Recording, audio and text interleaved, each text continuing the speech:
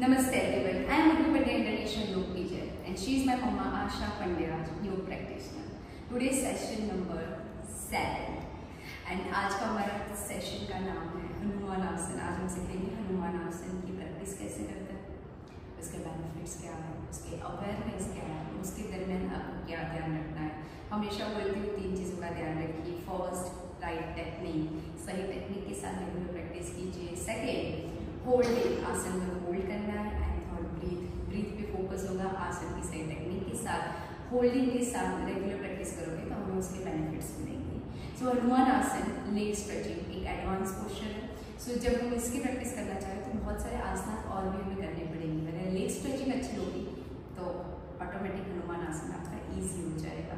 So first, legs की flexibility improve करनी है, उसकी स्टिफनेस कम करनी है और उसके लिए हम 2-3 आसनास बताते हैं जिसकी आप रेगुलर प्रैक्टिस कर सकते हो और उसके बाद आप धीरे धीरे हनुमान आसन की प्रैक्टिस कर सकते हो। रेगुलर प्रैक्टिस एंड टाइम देना है हर एक आसन के लिए, प्रेशर के साथ प्रैक्टिस नहीं करनी है। सो फर्स्ट, अश्व संचालन आसन आ जाओ। सो राइट की फ्रंट साइड, दोनों हाथ के बीच में आपकी जो फीट है वो दोनों हाथ के बीच में होनी चाहिए।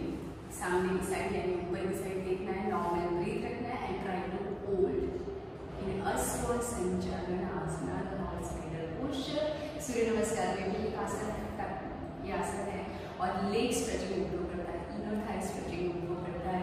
सो हनुमान आसन, ये आसन की जो आप रेगुलर प्रैक्टिस करते हो तो ईजी हो जाएगा। जो नी है, नी से एंकर का पार्ट एक लाइन में होना चाहिए। हिप से जितना आप आगे स्ट्रेच कर सकते हो उतना करने का ट्राई कीजिए। आप नहीं कर सकते पहले स्टार्टिंग में आप ऐसे ही होल्ड कीजिए। रेगुलर प्रैक्टिस के साथ try to stretch as much as you can. Normal breath में होल्ड करना है और प्रैक्टिस दोनों साइड करनी है। सो नाउ डेफली, अगर नी प्रॉब्लम है तो अवॉइड कीजिए, अदरवाइज नी वेट पहन के करिए। Now inhale and exhale, normal breath and hold. अगर डायरेक्टली इतना ज़्यादा स्ट्रेच करके होल्ड नहीं कर सकते तो आप नी स्ट्रेट, नी बैंड ऐसे 3 to 5 टाइम्स प्रैक्टिस कर सकते हो जिससे नीज की, लेग्स की फ्लेक्सिबिलिटी इंप्रूव हो, स्टिफनेस कम हो और आप इसको होल्ड भी कर पाओ।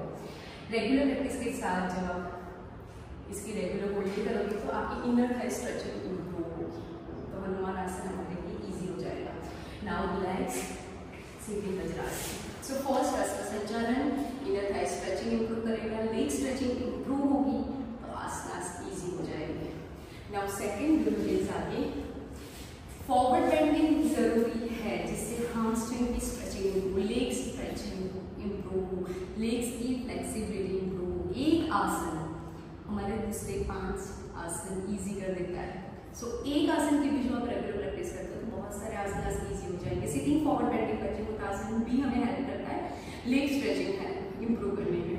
सो दोनों लेग साथ में रखना है, दोनों हैंड्स अप कीजिए।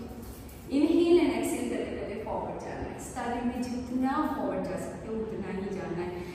आपको प्रॉपर लेग स्ट्रेच होगा, hips out, back straight, hips पे बैठना है। Try to sit on your hips, back straight and go forward, जितना अच्छे से फॉरवर्ड जा सकते हो। Normal breath and try to hold, back straight होनी चाहिए, दोनों लेग स्ट्रेट होनी चाहिए और पास होनी चाहिए। स्टार्टिंग में आप हाफ में होल्ड करोगे चलेगा।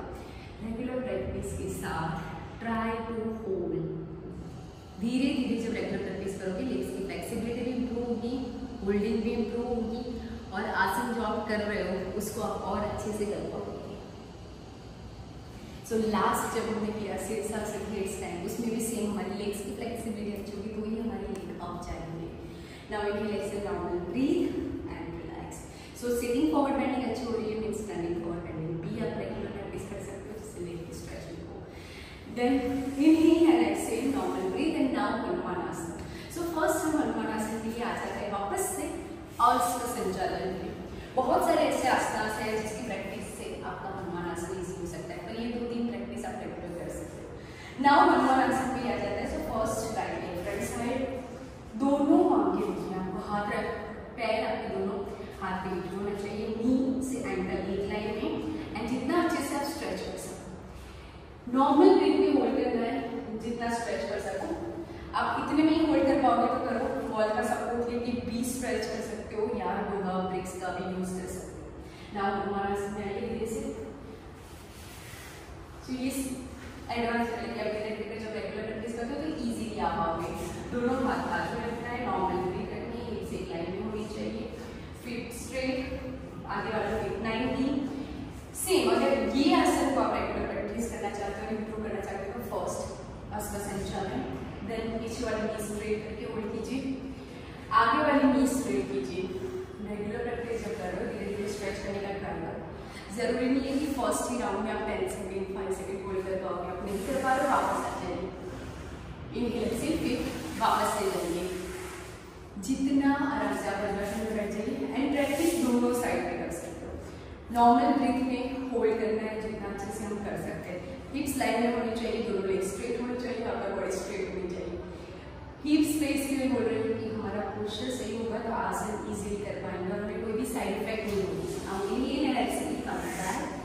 Normal breathe and relax and practice both the sides. So now left leg.